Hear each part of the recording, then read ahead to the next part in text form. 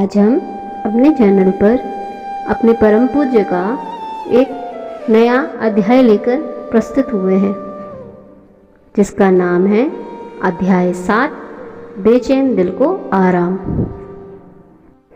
पूज्य पाल सिंह जी लिखते हैं, हर चोट उभर सी आती है, हर जख्म हरा हो जाता है।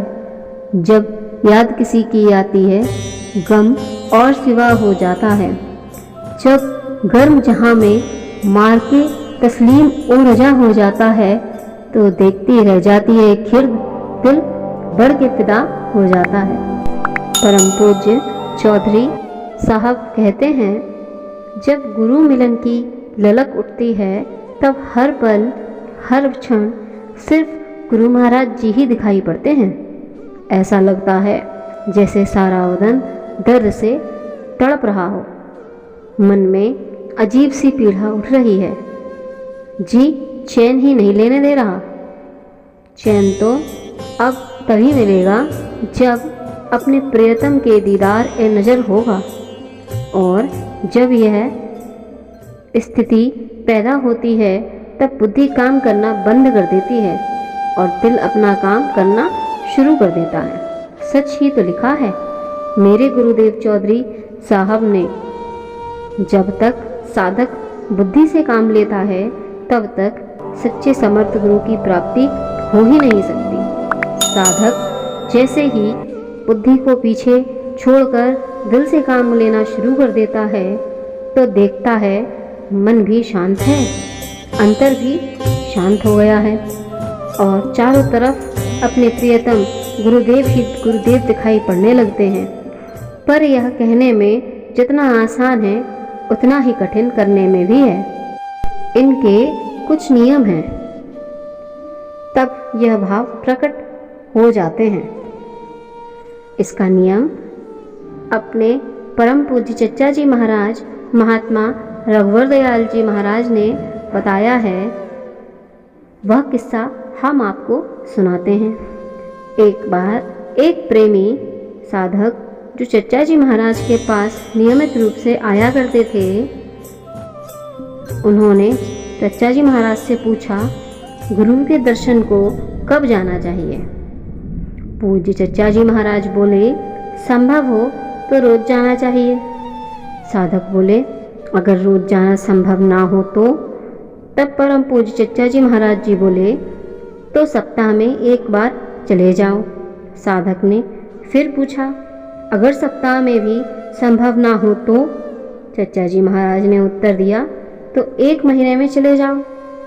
साधक ने फिर पूछा, अगर 1 महीने में भी संभव ना हो तो? चच्चा जी महाराज बोले, 3 महीने में चले जाओ। साधक ने फिर से पूछा, अगर 3 महीने में भी संभव ना हो तो? चच्चा जी बोले, तो 6 महीने में एक बार चले जाओ। साधक ने फिर पूछा, 6 महीने में भी ना जा पाए तो? तब चच्चा जी महाराज बोले, तब साल में एक बार गुरु पूर्णिमा पर ही चले जाओ। साधक ने फिर पूछा, अगर गुरु पूर्णिमा पर भी ना जा पाए तो? तब चच्चा जी महाराज बोले, भाई समझ लो, आपको गुरु की जरूरत नहीं है और आपको नहीं जाना चाहिए। सच ही तो है, प्रेम तो मिलने से ही होता है। बिना प्रेम के ईश्वर की प्राप्ति नहीं होती। प्रेम ही ईश्वर है, ईश्वर ही प्रेम है। इसलिए अगर ईश्वर को प्राप्त करना चाहते हो, तो प्रेम करना सीखो, जैसा गुरु महाराज जी ने अपने गुरुदेव से किया, जैसा प्रेम परम पूज्य पंडित जी महाराज ने गुरु महाराज से किया। प्रेम कोई बाजार में मिलने वाली चीज़ नहीं है जिसे खरीद कर लाया जा सकता है। प्रेम तो एक ईश्वरी गुण है जो जन्म लेते समय सबको मिलता है। कोई इसे जागृत करके पंडित जी महाराज जैसा फरिश्ता बन जाता है, कोई दादा गुरु जी और गुरु महाराज जी जैसे गुरु के रूप में दादाजी और पिताजी बन जाते हैं। गुरु दर्शन के नियम।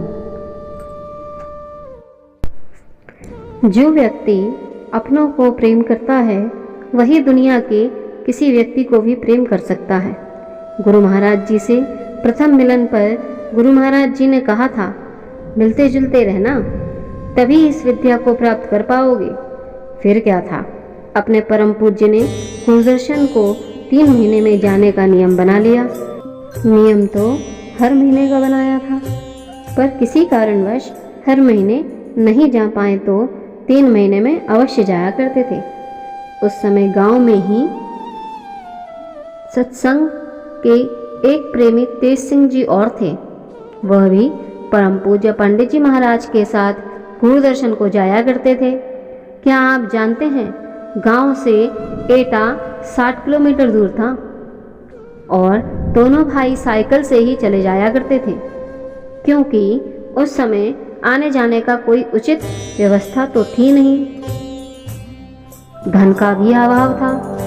एक बार की बात है, गुरुदर्शन जाने के क्रम में आधे रास्ते में साइकिल खराब हो गई।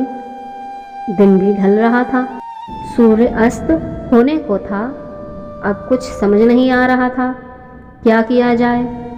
तो वहीं उस उत्तमगढ़ी गांव के मुखिया जी के यहाँ साइकिल खड़ी करके पैदल ही एटा निकल लिए। ऐसी गुरु मिलन की ललक और व्याकुलता गुरु प्रेमी और गुरु भक्त बनाती हैं। ऐसे प्रेमी पर कौन न रीझ जाएगा। ये तो उनके गुरु महाराज थे। ईश्वर भी ऐसे लोगों का दोनों हाथ खोलकर स्वागत करके गले लगाने के लिए व्याकुल रहते हैं। एटा पहुंचकर गुरु महाराज जी के चरण स्पर्श किए तो थकान कहाँ गई पता ही नहीं चला। महीनों वर्षों की साधना से जो फल नहीं प्राप्त होता है, वह गुरु दर्शन से एक बार में ही प्राप्त हो जाता है। यही आध्यात्म साधना की सबसे बड़ी उपलब्धि है।